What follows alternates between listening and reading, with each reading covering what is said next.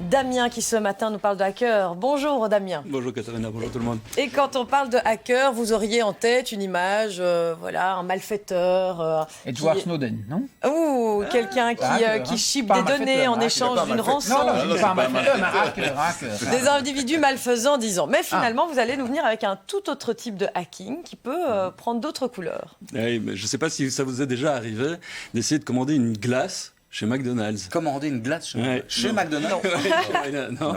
Ouais, vous avez de la chance parce que vous auriez, si vous étiez aux États-Unis, vous auriez beaucoup de chance de ne jamais en avoir reçu, tout simplement parce qu'entre 13 et 15% des machines à glace chez McDonald's sont en permanence en panne. Et ça, c'est du hacking? Alors, j'y viens tout de suite. Comment est-ce qu'on est arrivé à ça? En fait, c'est un chiffre qui est ressorti d'une enquête qui a été menée par des journalistes, par des internautes en ligne depuis le mois d'octobre. Parce qu'ils se sont rendus compte qu'à chaque fois qu'ils posaient la question, notamment au drive, c'était la réponse qui arrivait de la part des employés. La machine est cassée.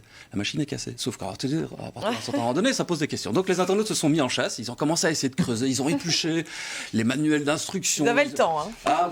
Mais c'est ça la force aussi du réseau. C'est de se mettre ensemble et de faire des choses que, par exemple, une rédaction de journalistes mettrait des années à faire. Et là, en se mettant ensemble, ils ont réussi à le faire en quelques semaines. Ils ont même créé une carte qui s'appelle MacBroken, où on peut voir la cartographie complète de toutes les machines qui sont en panne en même temps. Et ça a intéressé Johnny Harris, qui est un YouTuber avec un peu plus d'1,5 million de followers, donc il a une force de frappe quand même assez intéressante en ligne. Ils ont commencé à creuser, ils ont commencé à fouiller, et ils sont arrivés à deux conclusions. C'est un, que la machine est vraiment mauvaise, elle tombe en panne tout le temps, et deux, surtout, et ça c'est plus étonnant, que McDonald's fait absolument rien pour que ça change. Et ils ont découvert quoi après tout ça?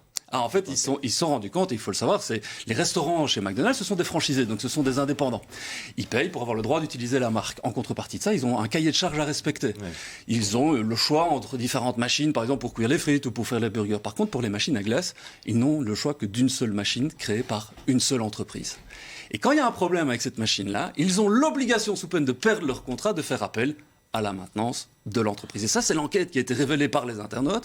C'est qu'en fait, Taylor, la grosse entreprise qui est derrière, c'est un partenaire historique de McDonald's depuis le début des années 50. Et il ne s'en cache pas d'ailleurs, fait 25% de son chiffre d'affaires uniquement sur la réparation. Maintenance. C'est 170 millions de dollars par an. Donc, ils n'ont évidemment aucun intérêt à ce que ça change. Mais pour McDo, c'est pas bon du tout pour le business, évidemment. Si une machine est cassée 15% du temps. C'est hallucinant, 15% du temps. Même à 1%, on considère qu'une machine n'est pas rentable. Alors 15%, c'est juste dingue. En fait, et c'est de nouveau dû au fait que c'est pas McDo qui paye, c'est les indépendants qui sont derrière. Et donc, c'est à ce moment-là que des geeks rentrent en action, les hackers se disent, il y a un problème, on va essayer de trouver une solution. C'est ça le hacking, étymologiquement parlant. C'est des gens qui observent le monde dans lequel ils vivent, qui voient il y a des trous dans la raquette, et ils disent, comment est-ce qu'on peut améliorer ça? Et pour le coup, ils ont créé une application.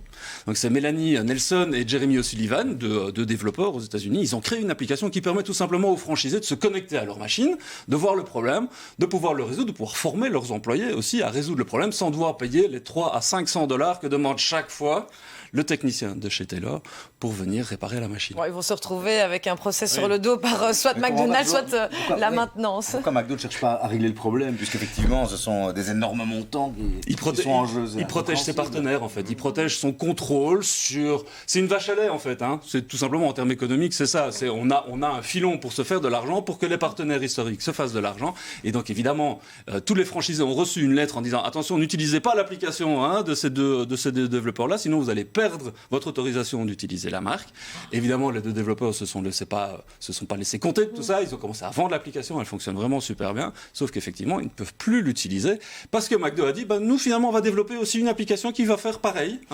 Et qu'on se rend compte que la boîte qui développe l'application, en fait, elle est liée directement à la société mère de chez Taylor.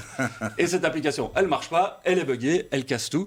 Et donc, c'est quand même très, très révélateur. Oui, ça révèle quoi, finalement, cette histoire? C'est révélateur de deux choses, à mon sens. C'est révélateur d'une vieille économie, de vieilles entreprises qui ont du mal à s'adapter à Internet, qui ont du mal à comprendre les logiques de communauté, les logiques de dynamique qui peut se passer quand des internautes se mettent ensemble pour essayer de résoudre un problème, pour aller plus vite, pour aller mieux, pour aller moins cher. Et elle cherche à protéger son précaré. Elle dit, non, là, c'est mon business, c'est hors de question que quelqu'un vienne mettre son nez dedans.